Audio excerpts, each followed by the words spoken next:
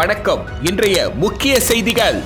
ஜம்மு பகுதியில் எல்லை பாதுகாப்பு பணியில் இருந்தபொழுது இறந்த காரைக்கால் ராணுவ வீரருக்கு 24 குண்டுகள் முழங்க ராணுவ மரியாதையுடன் இறுதி சடங்கு நடைபெற்றது.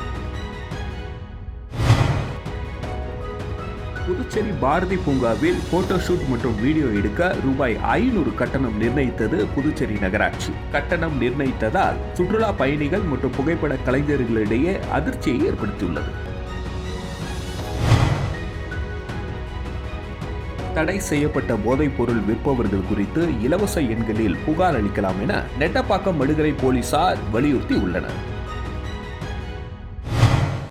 ஜம்மு பகுதியில் எல்லை பாதுகாப்பு பணியில் இறந்த காரைக்கால் ராணுவ வீரருக்கு 24 குண்டுகள் முழங்க ராணுவ மரியாதையுடன் இறுதி சடங்கு நடைபெற்றது. காரைக்கால் மாவட்டம் திருப்பட்டினம் பகுதியை சேர்ந்தவர் பிரேம்குமார். இவர் கடந்த 11 ஆண்டு காலமாக இந்திய திபெத் எல்லை பாதுகாப்பு படையின் 47 படைப்பிரிவில் பணிபுரிந்து வருகிறார். கடந்த 6 ஆண்டுகளுக்கு முன்பு திருமணம் நடைபெற்ற நிலையில் செவ்வந்தி என்ற மனைவியும் 5 வயதில் மகனும் உள்ளனர். இந்த நிலையில் பிரேம்குமார் கடந்த செவ்வாய்க்கிழமை இந்தியா சீனா எல்லை மலைப்பகுதி பணியில் இருந்த பொழுது திடீரென்று உடல் நலக்குறைவால் உயிரிழந்தார். இதனைத் தொடர்ந்து பிரேம்குமார் உடல் நேற்று மாலை விமானம் மூலமாக சென்னை வந்தடைந்தது. இரவு சொந்த ஊரான திருப்பட்டினம் கிராமத்திற்கு கொண்டு வரப்பட்டு பொதுமக்கள் அஞ்சலி செலுத்தினர். இன்று காரைக்கால் மாவட்ட துணை ஆட்சியர் வெங்கடகிருஷ்ணன், மாவட்ட காவல் கண்காணிப்பாளர் சுப்பிரமணியன் ஆகியோர் அரசு சார்பில் ராணுவ வீரர் பிரேம்குமார் உடலுக்கு மலர் வளையம் வைத்து மரியாதை செலுத்தினர். அதனைத் தொடர்ந்து அவரது உடலுக்கு ராணுவத்தினர் சார்பில் தேசிய கொடி போர்த்தப்பட்டு இறுதி ஊர்வலம் புறப்பட்டது. தொடர்ந்து போலகம் கட்டப்பிள்ளையார் மரக்கையார் தோட்டத்தில் அவரது உடலுக்கு 24 குண்டுகள் முழங்க ராணுவ இறுதி மரியாதை செலுத்தினார்.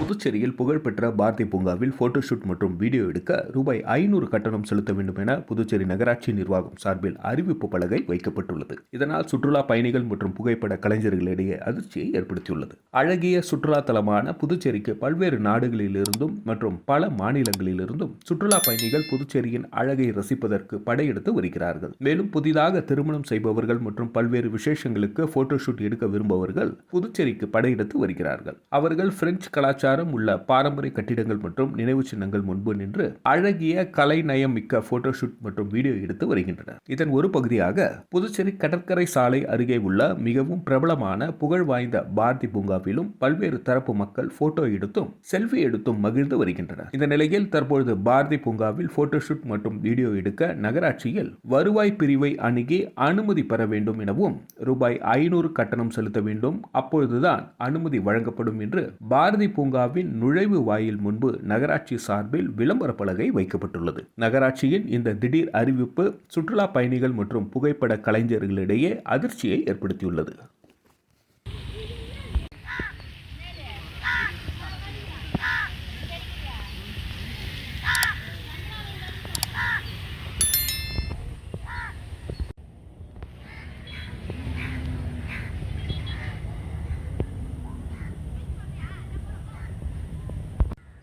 தடை செய்யப்பட்ட போதைப் பொருள் விற்பவர்கள் குறித்து இலவச எண்களில் தகவல்களை அறிவிக்கலாம் என பொதுமக்களிடையே நெட்டப்பாக்கம் மடுகரை போலீசார் வலியுறுத்தி உள்ளனர். நெட்டப்பாக்கம் காவல் நிலைய எல்லைக்குட்பட்ட கிராமங்களில் நெட்டப்பாக்கம் மற்றும் மடுகரை போலீசார் போதைப் பொருள் குறித்த விழிப்புணர்வு கூட்டங்களை நடத்தி வருகின்றனர். அதன்படி நேற்று மாலை சூரமங்கலம், மடுகரை உள்ளிட்ட கிராமங்களில் பள்ளி, கல்லூரி மாணவர்கள் மற்றும் இளைஞர்கள் மத்தியில் தடை செய்யப்பட்ட போதைப் பொருட்களை பயன்படுத்துவதால் ஏற்படும் தீமைகள் குறித்தும் அதனை தடுக்கும் வழிமுறைகள் குறித்தும் நெட்டப்பாக்கம் உதவி ஆய்வாளர் வீரபத்ரன் மற்றும் மடுகரை உதவி ஆய்வாளர் சந்திரசேகரன் ஆகியோர் எடுத்துரைத்தனர். போதைப் பொருட்கள் விற்கும் கடை வியாபாரிகள் மற்றும் கடத்தல்காரர்களை பிடிபட்டால் அவர்கள் மீது கடுமையான நடவடிக்கை எடுக்கப்படும் என்றனர். போதைப் பொருட்கள் விற்பவர்கள் குறித்து இலவச எண்களில் தகவல்களை தெரிவிக்கலாம் என்றனர். மேற்கொண்டு போக்சோ சட்டங்கள் குறித்தும் மாணவர்களிடையே எடுத்துரைத்தனர். இந்த விழிப்புணர்வு கூட்டத்தில் பங்கேற்ற பெற்றோர்களுக்கு தங்கள் பிள்ளைகளின் நடவடிக்கைகளை கண்காணிக்க வேண்டும் என கேட்டுக்கொண்டனர். தொடர்ந்து கிராமப்புறங்களிலும் விழிப்புணர்வு தொடர்பான குறும்படங்கள், தெரு நாடகங்கள் ஆகியவற்றின் மூலம்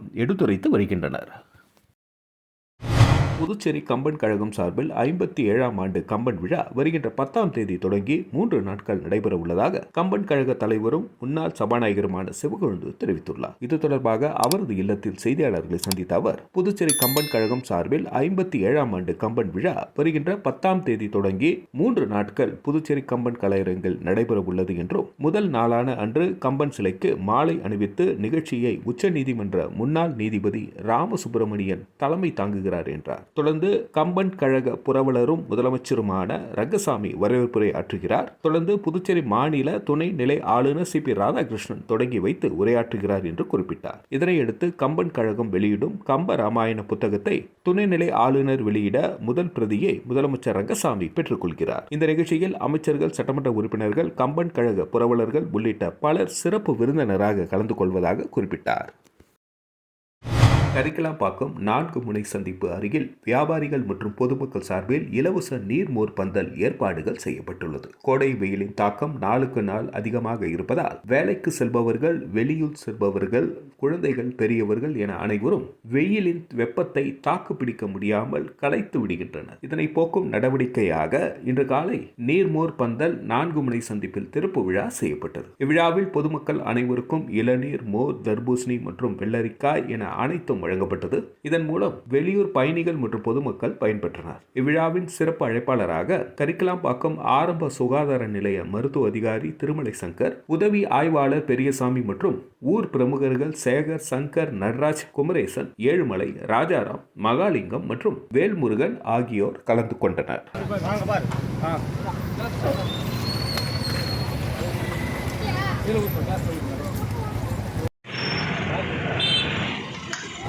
உலக பிரசித்தி பெற்ற காரைக்கால் அம்மையார் மாங்கனி திருவிழாவினை முன்னிட்டு பந்தக்கால் முகூர்த்தம் நடைபெற்றது. காரைக்காலில் அமைந்துள்ள உலக பிரசித்தி பெற்ற காரைக்கால் அம்மையார் கோவிலில் காரைக்கால் அம்மையாரின் வாழ்க்கை வரலாற்றை நினைவு கூறும் வகையில் ஆண்டுதோறும் 1 மாத காலத்திற்கு மாங்கனி திருவிழா விமர்சையாக கொண்டாடப்பட்டு வருகிறது. இந்த ஆண்டு மாங்கனி திருவிழா வரும் ஜூன் 19ஆம் தேதியன்று மாலை மாப்பிள்ளை அழைப்பு நிகழ்ச்சியுடன் தொடங்குகிறது. முக்கிய நிகழ்ச்சியாக ஜூன் 20ஆம் தேதி காலை திருக்கல்யாணமும், 22ஆம் தேதி சுவாமி வீதியுலா மாங்கனி இறைத்தல் நிகழ்ச்சியும் நடைபெறுகின்றது. இதனையொட்டி இன்று பந்தகால் முகூர்த்தம் நடைபெற்றது. முன்னதாக அம்மையாருக்கு சிறப்பு அபிஷேக ஆராதனைகள் நடைபெற்றது. அதனைத் தொடர்ந்து பந்தலுக்கு பல்வேறு திரவியங்களுடன் அபிஷேகம் நடைபெற்றது. பின்பு தீபாராதனை காட்டப்பட்டு செய்யப்பட்டது. இதில் கோவில் நிர்வாக அதிகாரி உள்ளிட்ட ஏராளமான பக்தர்கள் கலந்து கொண்டனர்.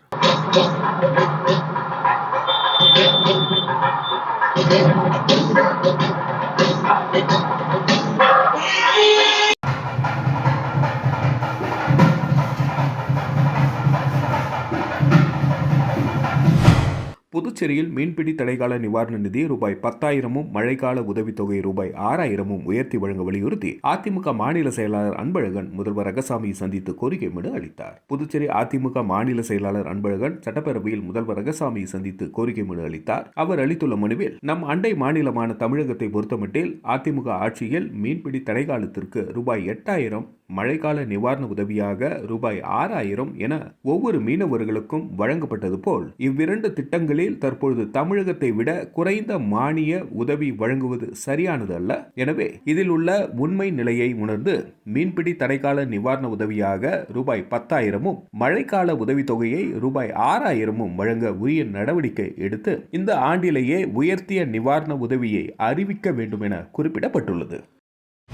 புதுச்சேரி அடுத்த அற்பிசம்பாளையம் கிராமத்தில் அமைந்துள்ள ஸ்ரீ நவநீத கண்ணன் திரௌபதி அம்மன் ஆலயத்தில் தேர் உற்சவம் மற்றும் தீமிதி திருவிழா சிறப்பான முறையில் நடைபெற்றது. புதுவை மாநிலம் அடுத்த தமிழக பகுதியான அற்பிசம்பாளையம் கிராமத்தில் அமைந்துள்ள திரௌபதி அம்மன் ஆலயத்தில் தேர் உற்சவம் நடைபெற்றது. இதில் திரளான பக்தர்கள் பங்கேற்று தேரை வடம் பிடித்து இழுத்தனர். கடந்த வியாழக்கிழமை கொடியேற்றத்துடன் விழா தொடங்கியது. அதனைத் தொடர்ந்து பூரணி பொற்களை ஐயனார் திருக்கல்யாணம் மற்றும் அர்ச்சுனன் திரௌபதி அம்மன் திருக்கல்யாணம் ஆகியன நடைபெற்றது. இவ்விழாவின் முக்கிய நிகழ்வாக தேரோட்டம் இன்று காலை நடைபெற்றது. பகவான் ஸ்ரீ கிருஷ்ணர் மற்றும் திரௌபதி அம்மன் சிறப்பு அலங்காரத்தில் தேரில் பவனி வந்தனர். தேரானது முக்கிய மாட வீதி வழியாக வந்து சன்னிதானத்தை அடைந்தது. பின்னர் மாலை நடைபெற்ற தீமிதி திருவிழாவில் ஏராளமான பக்தர்கள் பங்கேற்று தீமிதித்து தங்கள் நேர்த்தி கடனை செலுத்தினர். விழாவிற்கான ஏற்பாடுகளை கோவில் அறங்காவல் குழுவினர் மற்றும் பொதுமக்கள் செய்திருந்தனர். மறுநாள் மஞ்சள் நீர் உற்சவமும் அதனைத் தொடர்ந்து தர்மர் பட்டாபிஷேகமும் நடைபெற்றது. மாநில அளவில் நடைபெற்ற யோகா போட்டியில் பல்வேறு பரிசுகளை பெற்ற அருள்ஜோதி வள்ளலார் யோகா மையத்தின் மாணவர்களுக்கு பாராட்டு விழா நடைபெற்றது. புதுவை மாநில அளவில் பள்ளிகளுக்கான யோகா போட்டியில் கலந்து கொண்ட அருள்ஜோதி வள்ளலார் யோகா மையத்தின் மாணவ மாணவிகள் மண்டல அளவிலான போட்டியில் பல்வேறு பரிசுகளை பெற்றனர். இந்த மாணவர்களுக்கு பாராட்டு விழா நிகழ்ச்சி முதலியார்பேட்டை சமரச சுத்த சன்மார்க்க சங்கத்தில் நடைபெற்றது. மடத்தின் நிர்வாக இயக்குநர் கோபாலகிருஷ்ணன் மாணவ மாணவிகளுக்கு பரிசுகளை வழங்கி பாராட்டினார். இந்த நிகழ்ச்சியில் கடலூர் தமிழ்ச்சங்க தலைவர் குழந்தை வேலனார், புதுச்சேரி சன்மார்க்க தலைவர் கணேசன், யோகா பயிற்சி ஆசிரியர் ராஜசேகரன், மாணவ மாணவிகள் மற்றும் பெற்றோர்கள் கலந்து கொண்டனர்.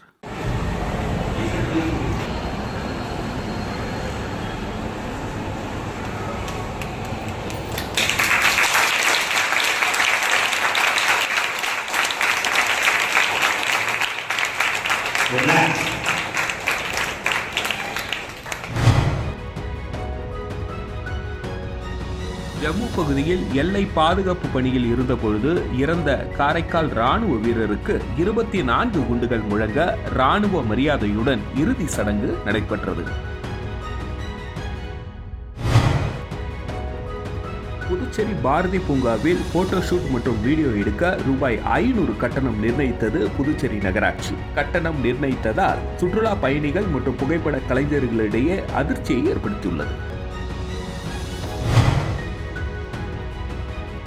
தடை செய்யப்பட்ட போதைப் பொருள் விற்பவர்கள் குறித்து இலவச எண்களில் புகார் அளிக்கலாம் என நெட்டப்பாக்கம் மடுகரை போலீசார் வலியுறுத்தி உள்ளனர். இத்துடன் செய்திகள் நிறைவடைகிறது. நன்றி, வணக்கம். செய்திகளை உடனுக்குடன் தெரிந்து கொள்ள கிரியேட்டிவ் மீடியா யூடியூப் சேனலை சப்ஸ்கிரைப் செய்து கொள்ளுங்கள்.